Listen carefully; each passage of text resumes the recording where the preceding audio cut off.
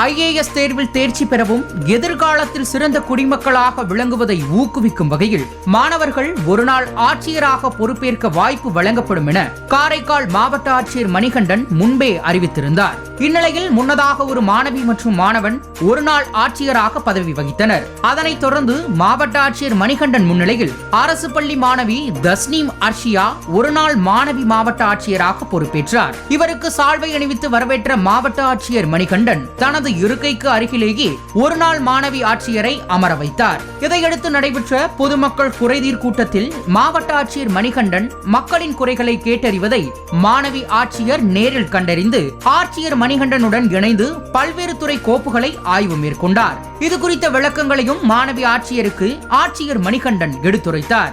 ஒருநாள் ஆட்சியர் பொறுப்பு காரைக்கால் மாவட்டத்தில் உள்ள அனைத்து மாணவர்களுக்கும் ஊக்கத்தை ஏற்படுத்துகிறது என பொதுமக்கள் அனைவரும் பாராட்டி வருகின்றனர். இதுபோன்ற வீடியோக்களை உடனுக்குடன் காண தொடர்ந்து இணைந்திருங்கள் வசந்த் நியூஸுடன்.